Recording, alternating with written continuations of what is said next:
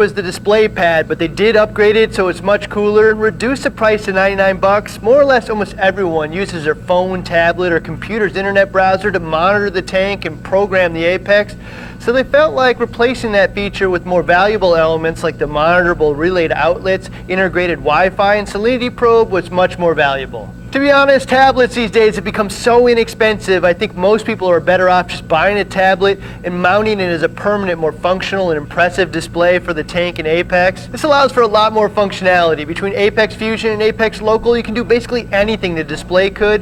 And if they're missing anything, I think this direction is a sure signal that you'll be able to do absolutely everything very soon. In relation to that, very shortly they're coming out with an iPhone app, which allows for one-touch access to Fusion and your Apex. I can only imagine Android and tablets will be right behind. A tablet and an Apex app would make for a really awesome display experience. One thing that's really missing without the display is audible and visual alarms. However, you can plug in a flashing light or a buzzer into one of the controllable outlets if audible or visual alarms are an important factor to you. Okay, so who is the Neptune Apex for? Well, there's an obvious price point factor here. Everything we just described is awesome, but it isn't free.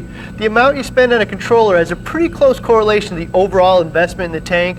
For instance, if you have $500 to $1,000 invested in the tank, this might be a bit extreme, but if you have multiple thousands and looking for the best path to a 10-year epic tank, it's a solid investment. Beyond that, the Apex is attractive to a really wide range of experience levels. I don't think anything could be the most advanced, feature-rich, and customizable option, and the easiest, most user-friendly option at the same time, because customization options always come with layers of complexity. But that said, I think the Apex does an awesome job of blending the needs of these two desires well. Most of the setup is pretty easy, and they have pre-configured fields for all the most popular functions with light, pump, heater, chiller, pH controls, ORP control, and feeder.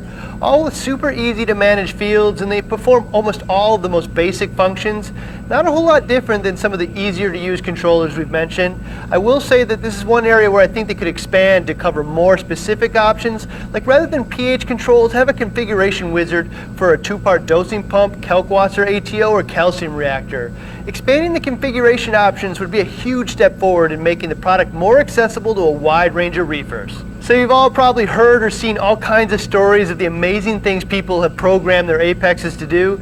These are your advanced users, and appropriately so, there is an advanced tab where they can program the Apex to do almost anything. It's more or less writing lines of code. So no doubt writing code looks intimidating, however it's not all that hard once you've read the instructions as to what the code means. It's pretty simple stuff like if time 8 to 1700 hours then on, if temp greater than 82 then off. More or less, to do the really advanced stuff, you have to be an advanced user. Just because you bought a 600 horsepower car doesn't make you a race car driver day one, but with a bit of effort you'll smoke everyone around you pretty quick.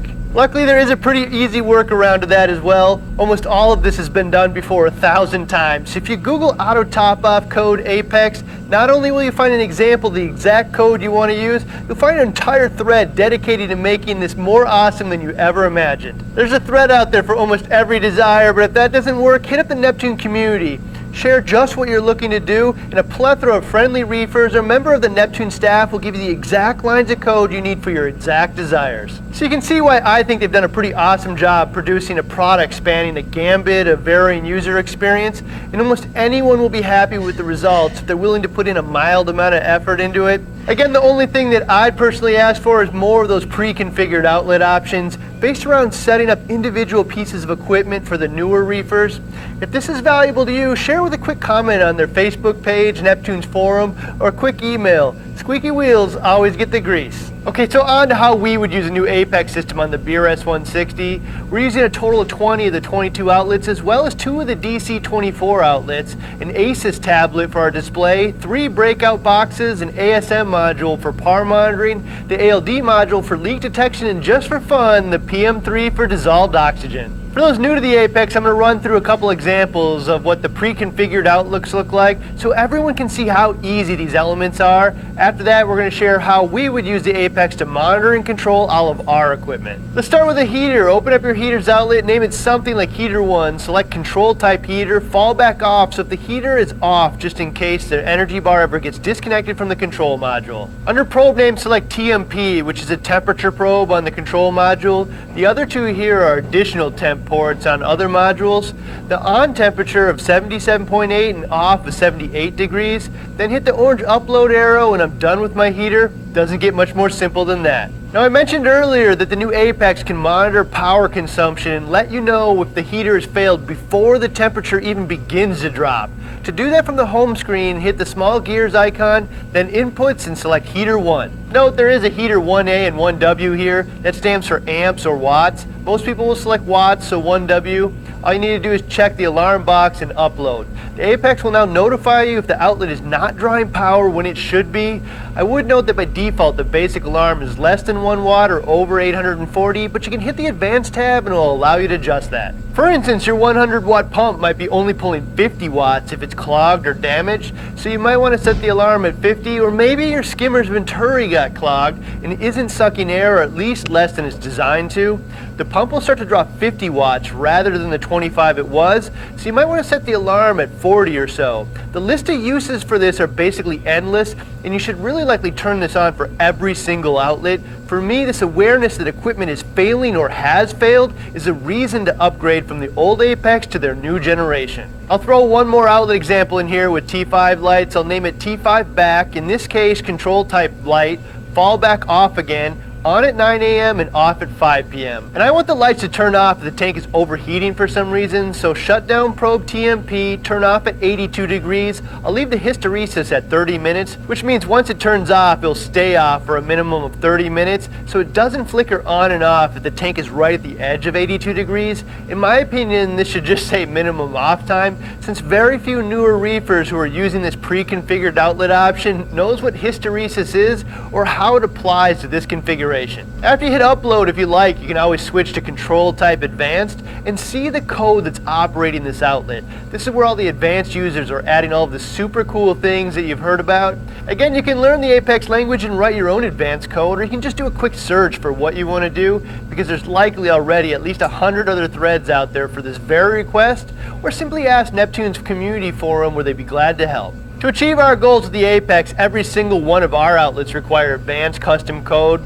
We don't have the time to walk through every last step of setting all these outlets up, but we will share what we want to do and example the code that will very likely achieve that. Keep in mind we haven't had a chance to test every line, and our probes and outlets will have different names than yours, so this is just intended as a general reference to the concept rather than a true guide.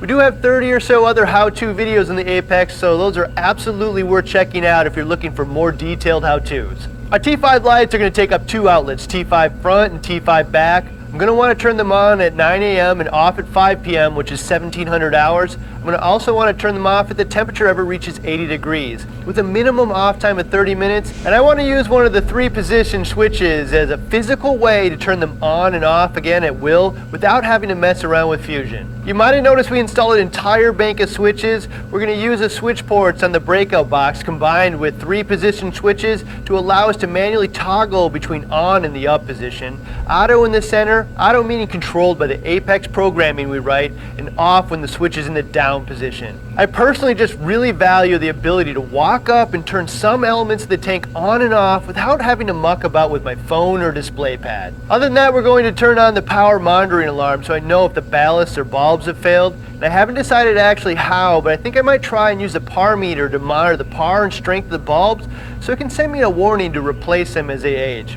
We might even add some fans to see if we can use the par meter to operate the bulbs at the ideal temperatures. There can be as much as 30 to 40% loss when the T5 bulbs are operated both too hot or cold. The Kessel LEDs have their own timer, so I won't bother with that, but I will turn them off if the temperature ever reaches 81 degrees. I have a hard I/O switch to turn them on and off manually, and set up the alarms to let me know if they're not consuming power. The next 4 outlets are all Tunes power heads. You have an option of using the Apex 0 to 10 volt ports to control the DC Tunes power heads, or the controller which comes with the Tuneses. If you use the Apex, you'll have to set up both the outlet as well as the variable speed port. Just open the variable speed port and hit the magic wand, which will allow you to create really cool ramping programs for your controllable Tunes pumps. I'm actually going to use the controllers on the Tunes pumps. More or less, I just want them on and connected to feed mode so I can turn them all off while feeding. And again, turn on the energy consumption alarm so I know if one either failed or is failing. I also have them all set up to the same physical switch so I can turn all of the power heads off with a flick of my finger.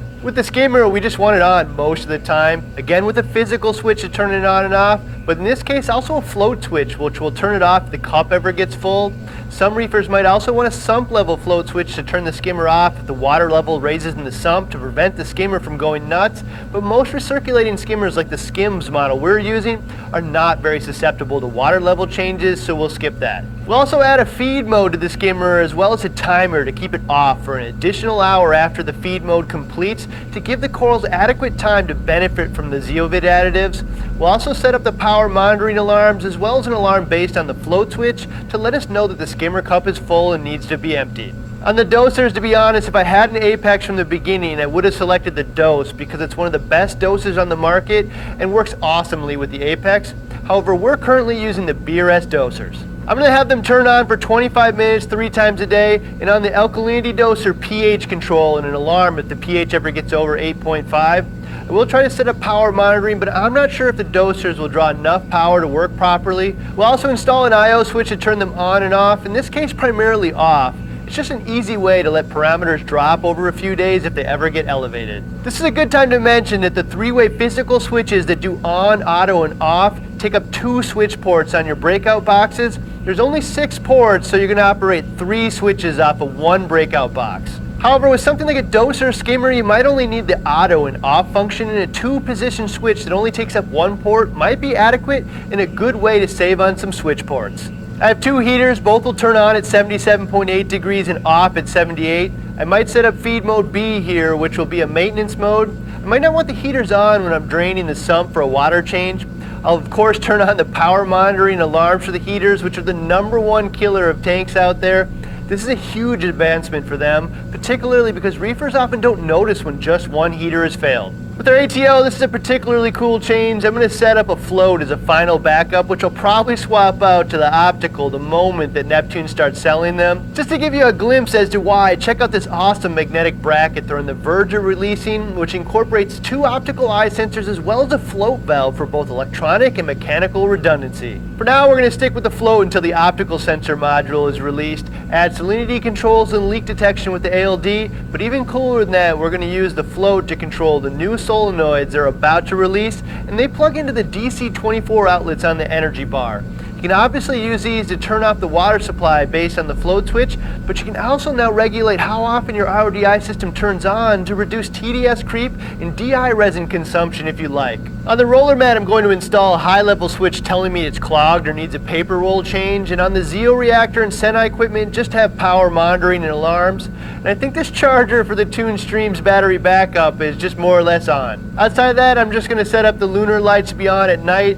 I just prefer these dim lunar lights over dimming most primary LEDs because they're often too bright even at 1%. While moonlights do offer a cool nighttime effect, the main reason I use them is so the fish don't get spooked in the complete darkness and jump out.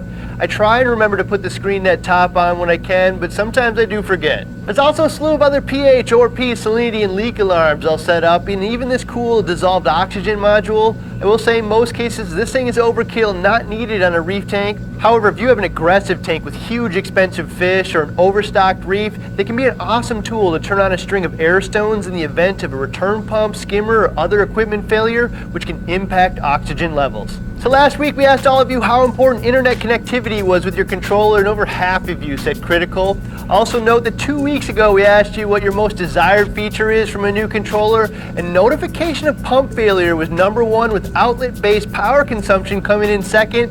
The new Apex nailed both of these, which is pretty cool. This week we're asking all of you, how happy are you with the new generation of Apex systems? As always, if you learned something new today, let us know with a quick thumbs up and subscribe, because you do not want to miss next week when we get our first hands-on experience with the brand new Vertex Cerebra aquarium controller.